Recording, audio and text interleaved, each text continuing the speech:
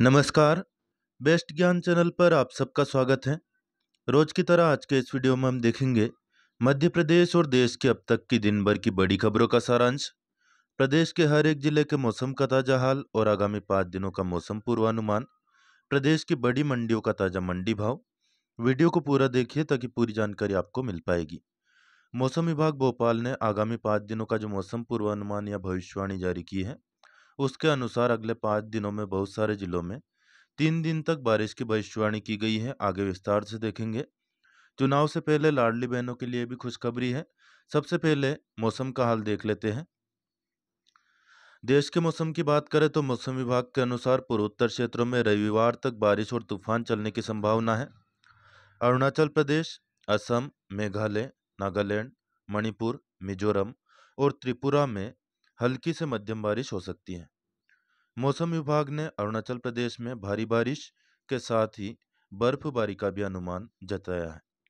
वहीं मध्य प्रदेश के मौसम की बात करें, पिछले 24 घंटे के दौरान प्रदेश के सभी संभाग के सभी जिलों में मौसम शुष्क रहा।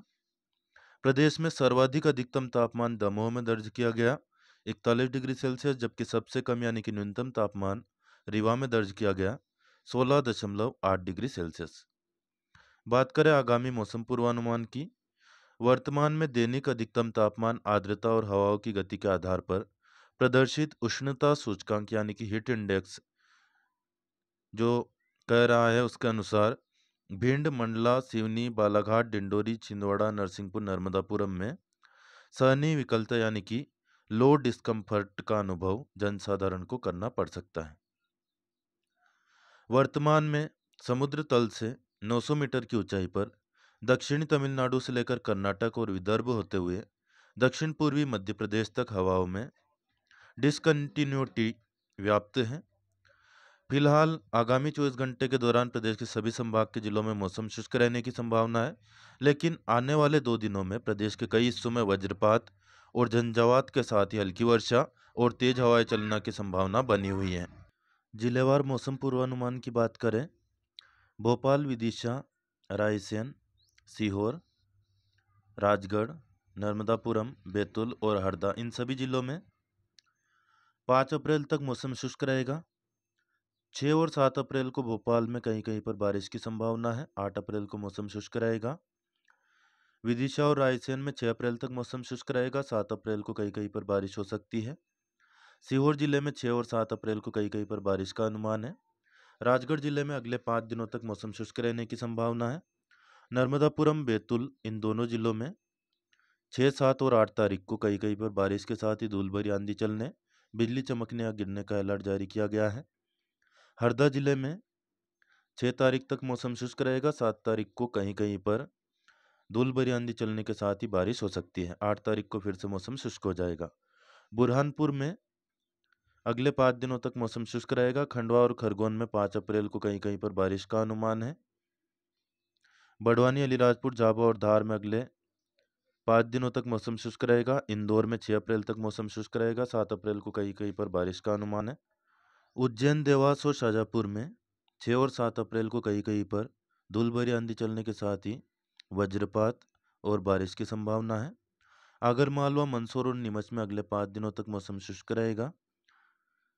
गुना जिले में अगले 5 दिनों तक मौसम शुष्क रहेगा। 7 अप्रैल को अशोकनगर, शिवपुरी, ग्वालियर और दतिया में कहीं कहीं पर बारिश के साथ ही धूल भरी आंधी चलने की संभावना है।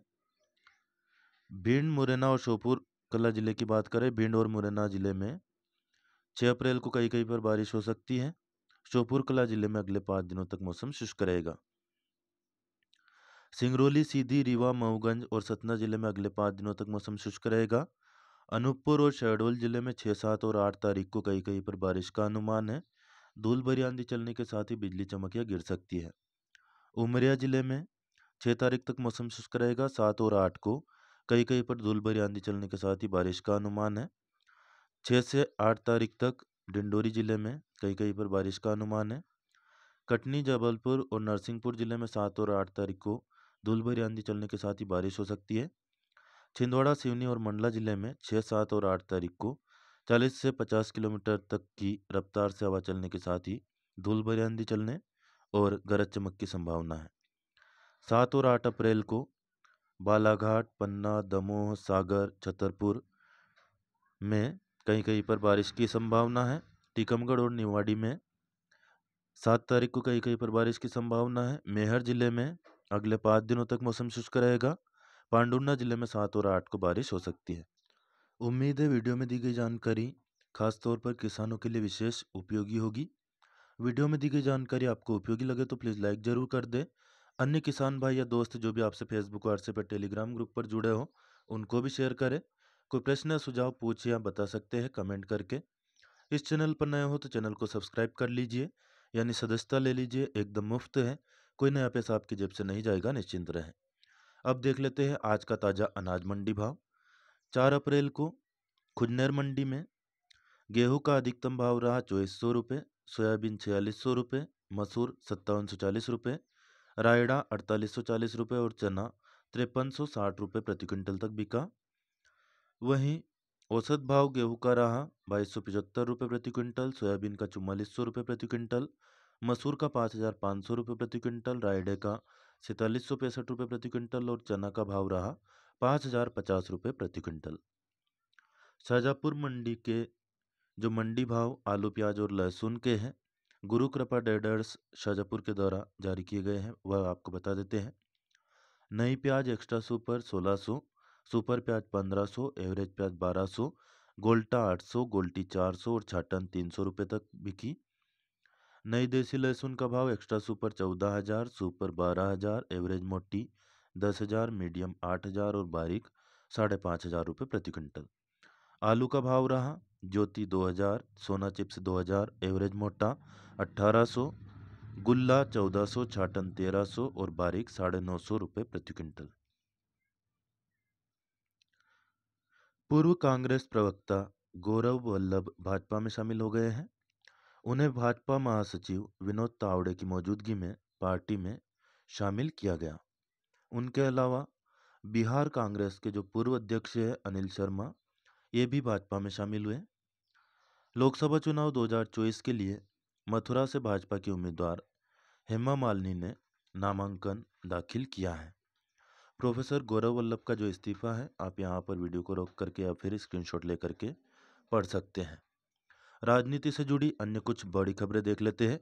वरिष्ठ भाजपा नेता सुशील कुमार मोदी ने घोषणा की है कि वे कैंसर का रोगी होने के कारण लोकसभा चुनाव प्रचार में भाग नहीं लेंगे। श्री मोदी ने एक सोशल मीडिया पोस्ट में बताया कि वे कैंसर की बीमारी से पिछले 6 महीने से जूझ रहे हैं। राष्ट्रपति द्रौपदी मुर्मू आज मुंबई के आईआईटी बॉम्बे में CAR-T सेल थेरेपी राष्ट्र को समर्पित करेंगी। कैंसर रोगियों के इलाज के लिए उपयोग की जाने वाली इस थेरेपी को आईआईटी बॉम्बे ने आविष्कृत किया है। कांग्रेस की वरिष्ठ नेता सोनिया गांधी और केंद्रीय मंत्री अश्विनी वैष्णव ने आज राज्यसभा सांसद के रूप में शपथ ली। राज्यसभा के सभापति और उपराष्ट्रपति जगदीप धनखड़ ने उन्हें शपथ दिलाई। 12 अन्य निर्वाचित राज्यसभा सांसदों ने भी शपथ ली। इनमें भारतीय जनता पार्टी के RPN सिंह, जनता दल यूनाइटेड के संजय कुमार झा और कांग्रेस के अजय माकन भी शामिल हैं।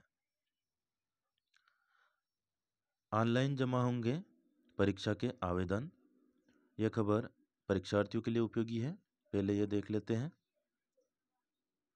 मदरसा बोर्ड में ऑनलाइन आवेदन प्राप्त होने की अंतिम तिथि 30 अप्रैल तय की गई है। 1 से 10 तारीख तक MP भू लेख पोर्टल बंद रहेगा। ये जानकारी कार्यालय आयुक्त भू अभिलेख ग्वालियर ने दी है। राजनीति से जुड़ी कुछ अन्य और खबरों की बात करें। कांग्रेस नेता राहुल गांधी ने भी अपना नामांकन दाखिल कर दिया है। कांग्रेस नेता राहुल गांधी और LDF के उम्मीदवार और भारतीय कम्युनिस्ट पार्टी के नेता एनी राजा ने आज केरल के वायनाड संसदीय क्षेत्र से नामांकन दाखिल किया। दोनों नेता बड़ी संख्या में अपने समर्थकों के साथ नामांकन दाखिल करने पहुंचे थे। जिला कार्यालय में इन्होंने नामांकन दाखिल किया। ऑल इंडिया कांग्रेस कमेटी ने इनडिसिप्लिन और एंटी पार्टी स्टेटमेंट के चलते कांग्रेस प्रेसिडेंट ने श्री संजय निरुपम का 6 साल के लिए पार्टी की सदस्यता खारिज कर दी है या इनको पार्टी से निकाल दिया है। दिल्ली की एक अदालत ने आम आदमी पार्टी नेता संजय सिंह को आबकारी नीति घोटाला मामले के सबूतों से छेड़छाड़ न करने या गवाहों को प्रभावित नहीं करने का निर्देश दिया। ये निर्देश उन्हें तिहाड़ जेल से रिहा करने का आदेश पारित करने से पहले दिए गए। संजय सिंह को कल सुप्रीम कोर्ट ने जमानत दी थी। बक्सर और कांग्रेस नेता विजेंद्र सिंह भी भाजपा में शामिल हो गए हैं। लगातार कांग्रेस नेताओं के भाजपा में शामिल होने का सिलसिला जारी है। सीएए में पुजारी जारी कर सकेंगे पात्रता सर्टिफिकेट। सीएए यानी कि नागरिकता संशोधन कानून, इसके तहत स्थानीय पुजारी नागरिकता के लिए आवेदन करने वाले का पात्रता सर्टिफिकेट जारी कर सकेगा। एक मीडिया रिपोर्ट के अनुसार गृह मंत्रालय के हेल्पलाइन नंबर पर यह खुलासा हुआ है। पात्रता सर्टिफिकेट अन्य दस्तावेज में सबसे अनिवार्य होगा। यह आवेदक के धर्म के बारे में प्रमाण होगा। 11 मार्च को अधिसूचना जारी करते समय पात्रता सर्टिफिकेट जारी करने वाले अधिकारी के बारे में स्पष्ट जानकारी नहीं थी। नागरिकता का जो ऑनलाइन प्रोसेस रहेगा, पात्रता सर्टिफिकेट जारी करने वाला पुजारी, धर्मगुरु या फिर अन्य कोई धार्मिक संस्था संबंधित क्षेत्र में जानी पहचानी हस्ती होनी चाहिए। 31 दिसंबर 2014 के पहले से भारत में रह रहे पाकिस्तान, अफगानिस्तान और बांग्लादेश के हिंदू, सिख, बौद्ध, ईसाई, जैन और पारसी आवेदन कर सकते हैं। देश की सबसे अमीर महिला सावित्री जिंदल भी भाजपा में शामिल हो गई है। वहीं राहुल और उद्धव ठाकरे के इनकार के बाद शिंदे की शिवसेना में शामिल हो गए हैं अभिनेता गोविंदा। गेहूं, चना और मसूर को यदि आप न्यूनतम समर्थन मूल्य पर बेचना चाहें, इसके लिए स्लॉट बुकिंग चालू हो गई है। ऑनलाइन आप बुकिंग कर सकते हैं ई उपार्जन पोर्टल पर जाकर के। इस बार गेहूं का समर्थन मूल्य और बोनस के साथ मूल्य है 2400 रुपये प्रति क्विंटल। मसूर का न्यूनतम समर्थन मूल्य है 6425 रुपये प्रति क्विंटल। वहीं चने का समर्थन मूल्य घोषित किया गया है 5230 रुपये प्रति क्विंटल। किसानों को आसानी से मशीनें मिले, इसलिए ऐप से जुड़ेंगे 4000 कस्टम हायरिंग सेंटर। किस तरह से मदद मिलेगी, विस्तार से आप यहाँ पर पढ़ सकते हैं। ऐप में कस्टम हायरिंग सेंटर की पूरी जानकारी अपलोड की जाएगी, जैसे उसका पता, संपर्क नंबर और कौन कौन सी मशीनें कस्टम हायरिंग सेंटर पर अवेलेबल है। इसमें किराए की जानकारी नहीं रहेगी और अफसर भी इसे शामिल नहीं करना चाहते हैं। अफसरों का मानना है कि अलग अलग जगह अलग अलग रेट हो सकते हैं। ज़रूरतमंद किसान ऐप पर जाकर क्लिक करेगा तो उसकी लोकेशन के हिसाब से उसे सबसे करीबी सेंटर दिखाई देंगे। इसके लिए प्रत्येक सेंटर की जीपीएस लोकेशन भी फिक्स की जाएगी। खेती किसानी से जुड़ी मशीनें खरीदने के लिए सरकार ने सब्सिडी के साथ योजना शुरू की है। इसके तहत मध्य प्रदेश में करीब 4000 किसानों ने मशीनें खरीदी है। इसमें land leveller, zero till seed drill, happy seeder, mulcher, harvester, thresher और ट्रैक्टर आदि शामिल हैं। इसे कस्टम हायरिंग सेंटर नाम दिया गया। इसे शुरू करने के दो उद्देश्य थे। पहला कि किसान इन मशीनों को चलाकर एक एंटरप्रेन्योर बने और अतिरिक्त कमाई करे, और दूसरा यह कि छोटे मझोले किसानों को सस्ते दामों पर अपने पास ही मशीनें किराए पर मिल जाए।